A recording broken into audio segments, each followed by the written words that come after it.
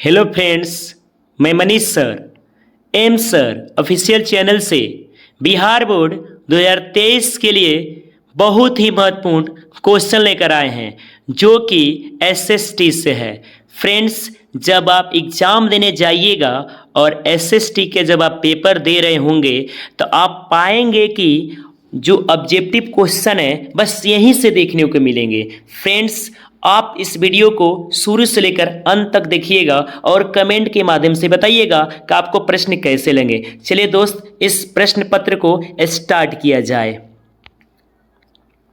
1830 की क्रांति के बाद फ्रांस में किस प्रकार का शासन स्थापित हुआ? तो फ्रेंड्स, 1830 की क्रांति के बाद फ्रांस में जो शासन स्थापित हुआ वो फ्रेंड्स जो था वो संवैधानिक राजतंत्र था। तो फ्रेंड्स, ऑप्शन नंबर इसका राइट बी होगा। चलिए अगले प्रश्न को देखा जाए। अगला प्रश्न है कि जर्मनी के एकीकरण के लिए कौन उत्तरदायी था? तो फ्रेंड्स, जर्मनी के एकीकरण के लिए जो उत्तरदायी था वो आपका ऑप्शन नंबर बी होगा, अर्थात इसका राइट आंसर जो होगा वो बिस्मार्क होगा। चलिए फ्रेंड्स, अगले प्रश्न को देखा जाए।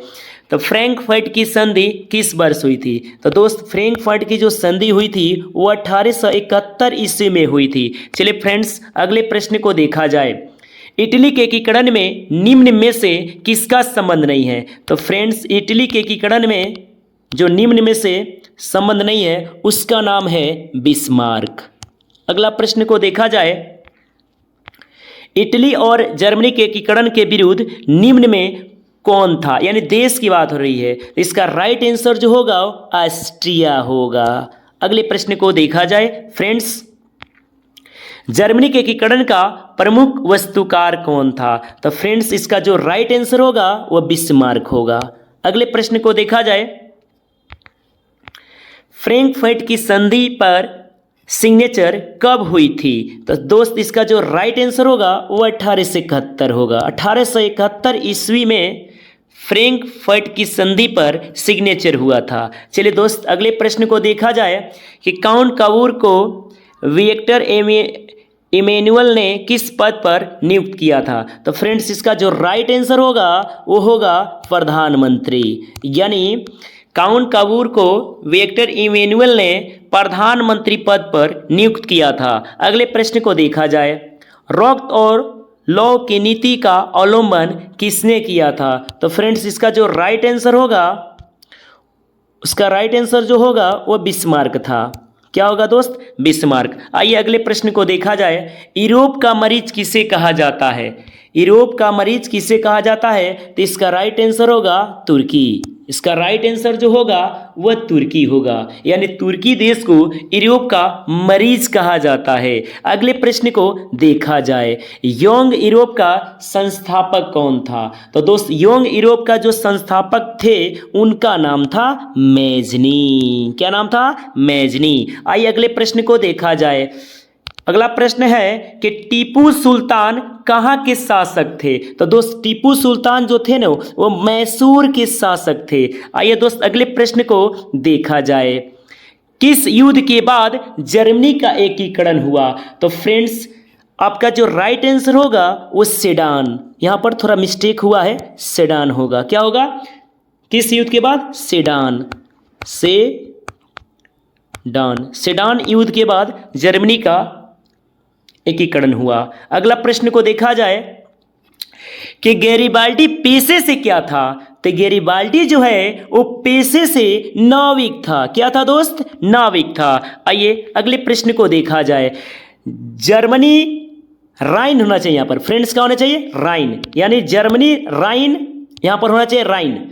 जर्मनी राइन राज्य का निर्माण किसने किया था? तो जर्मनी राइन राज्य का निर्माण जो किया था उसका नाम है नेपोलियन बोनापार्ट। आइए प्रश्न को अगला प्रश्न देखा जाए।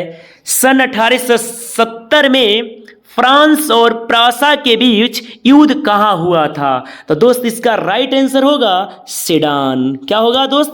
क्या होगा? सेडान होगा। आइए अगले प्रश्न को देखा जाए। चलिए प्रश्न को स्टार्ट किया जाए। फ्रेंड्स, अगला प्रश्न है कि इटली के अगला प्रश्न है, इटली के एकीकरण में निम्न में किसने, सॉरी दोस्त इसमें कुछ मिस्टेक हुआ, देखते हैं। प्रश्न है, इटली के एकीकरण में निम्न में किसने योगदान दिया था। यहाँ पर होना चाहिए योगदान देना, मैंने इटली के एकीकरण में निम्न में से कौन योगदान दिया था, यहाँ पर होना चाहिए इस प्रश्न में कि इटली के एकीकरण में निम्न में से किसका योगदान था। योगदान छूट गया दोस्त, योगदान, ठीक है, योगदान किसका योगदान था। तो इसका राइट आंसर होगा इन सभी का, मेजनी का भी था, गैरिबाल्डी का भी था, काउंट काबूर का भी था। तो इसका राइट आंसर जो होगा वह होगा इनमें से सभी। आइए अगले प्रश्न को देखा जाए। अगला प्रश्न है फ्रेंड्स, अगला प्रश्न है कि वियना सम्मेलन कब हुआ था। तब वियना सम्मेलन जो हुआ था उसका राइट आंसर होगा 1815 ईस्वी में। आइए प्रश्न को, अगला प्रश्न देखा जाए कि जलवेरिन संबंधित है, यानी किस क्रांतिकारी से, किससे संबंधित है, क्रांतिकारी से संबंधित है कि व्यापारी से संबंधित है कि विद्वानों से संबंधित है कि पादरियों से संबंधित है। तो इसका राइट आंसर जो होगा वो दोस्त, इसका राइट आंसर जो होगा वो व्यापारियों से होगा। क्या होगा दोस्त, व्यापारियों से होगा। अगला प्रश्न को देखा जाए कि जिनेवा की संधि किस वर्ष हुई थी। तो दोस्त जिनेवा की जो संधि हुई थी वो 1854 ईस्वी में हुई थी। Is the most important question है दोस्त। आइए अगले प्रश्न को, चलिए दोस्त बिना समय गंवाए आइए इस प्रश्न को देखा जाए। अगला प्रश्न है कि युद्ध और शांति पुस्तक किसने लिखी। युद्ध और शांति पुस्तक किसने लिखी।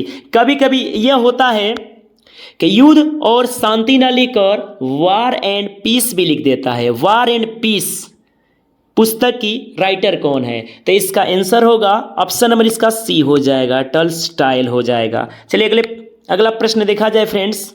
अगला प्रश्न जो है वो है कि रूस में बोल्शेविक क्रांति का नेतृत्व किसने किया था। तो दोस्त इसका जो राइट आंसर होगा वह होगा दोस्त, इसका राइट आंसर होगा लेनिन। अगला सवाल को देखा जाए। चलिए फ्रेंड्स, समाजवादियों का बाइबिल किसे कहा जाता है। अब दोस्त इतना समझ लीजिएगा ना कि ये जो सवाल है बहुत ही ज़्यादा इंपॉर्टेंट है। इतना इंपॉर्टेंट, इस पर स्टार लगा लीजिए, बहुत ज़्यादा इंपॉर्टेंट है। तो ये सवाल जो है कि समाजवादियों का बाइबिल किसे कहा जाता है, तो दोस्त समाजवादियों का बाइबिल जो कहा जाता है उसका राइट आंसर जो होगा वो आपका दास कैपिटल होगा। क्या होगा, दास कैपिटल होगा। आइए अगले प्रश्न को देखा जाए। साम्यवादी शासन का पहला प्रयोग कहाँ हुआ था। ये तो बहुत बड़ा, बहुत अच्छा सवाल है। मैंने देखते ही लगता है कि बस यही प्रश्न परीक्षा में, एग्जाम हॉल में आएंगे। तो चलिए इसका प्रश्न, अगला प्रश्न देखा जाए दोस्त। इसका जो रूस होगा, इसका ऑप्शन जो होगा वो रूस होगा। अगला प्रश्न को देखा जाए, कार्ल मार्क्स का जन्म कहाँ हुआ था। तो फ्रेंड्स जो कार्ल मार्क्स का जन्म जो है वो कहाँ हुआ था। तो कार्ल मार्क्स का जो जन्म हुआ था वो जर्मनी देश में हुआ था। कहाँ हुआ था, जर्मनी देश में हुआ था। आइए फ्रेंड्स अगला प्रश्न को देखा जाए कि बोल्शेविक क्रांति कब हुई थी। तो बोल्शेविक क्रांति जो हुई थी नवंबर 1817 ईस्वी में हुई थी। ये बहुत ही इंपॉर्टेंट क्वेश्चन है। आइए प्रश्न, अगला प्रश्न को देखा जाए कि दास कैपिटल का प्रकाशन किस वर्ष हुआ। बहुत ही इंपॉर्टेंट क्वेश्चन है। दास कैपिटल का प्रकाशन जो हुआ था वो 1867 ईस्वी में हुआ था। आइए अगले प्रश्न को देखा जाए। अगला प्रश्न है कि वार एंड पीस किसकी रचना है। तो दोस्त वार एंड पीस जो है वो आपका टॉल्स्टॉय, ऑप्शन नंबर बी हो जाएगा। अगले प्रश्न को देखा जाए दोस्त। आइए कि ब्रेस्ट लिटोवस की संधि किन देशों के बीच हुई थी। तो दोस्त इसका जो राइट आंसर जो होगा रूस और जर्मनी। देखिए इस ऑप्शन में ढूंढिए तो रूस और जर्मनी कहाँ है। हाँ जी, मिल गया, आंसर मिल गया। आपका राइट आंसर जो होगा वो रूस और जर्मनी, यानी हम लोग का जो आंसर यहाँ है रूस और जर्मनी। आइए फ्रेंड्स अगला प्रश्न को देखा जाए कि साम्यवादी घोषणा पत्र के लेखक कौन थे। तो फ्रेंड्स साम्यवादी घोषणा पत्र के जो लेखक हैं वो आपका राइट आंसर जो हो जाएगा इसमें का कार्ल मार्क्स और देखिए तो एंगल्स कहाँ है। ओ राइट आंसर आपका मिल गया दोस्त। इसका जो राइट आंसर होगा वो ऑप्शन नंबर डी होगा। चलिए फ्रेंड्स, अब हम लोग नेक्स्ट वीडियो यानी SST सेट 2 से मिलेंगे। और दोस्त इस वीडियो को ज़्यादा से ज़्यादा शेयर करिए, लाइक करिए, कमेंट करिए और अपने भाई बहन को भविष्य के लिए आप उनके पास वीडियो को पहुंचाइए कि आपके भाई बहन बेटा बेटी जो भी लोग हैं इस वीडियो को देखें, जो 10 क्लास में एग्ज़ाम दे रहे हैं उनके लिए बेटर रहेगा। क्योंकि एग्ज़ाम हॉल में बस यहीं से देखने को मिलेंगे फ्रेंड्स, यहीं से देखने को मिलेंगे। जो भी बच्चा इस वीडियो को देखकर जाएगा और वहाँ से झूम होकर निकलेगा कि क्या हम लोग वीडियो देखे थे और क्या प्रश्न था, जो देखे थे वही एग्जाम में आया था। चलो फिर से हम अपने छोटे भाई बहन को बताएंगे कि एम सर ऑफिशियल चैनल के माध्यम से जो भी ऑब्जेक्टिव सब्जेक्टिव डाला जाता है वो बिहार बोर्ड में हूबहू वही आते हैं। चलिए दोस्त, इस वीडियो को देखने के लिए आपको दिल से शुक्रिया। एम सर ऑफिशियल चैनल के माध्यम से आप सभी को गुड लक।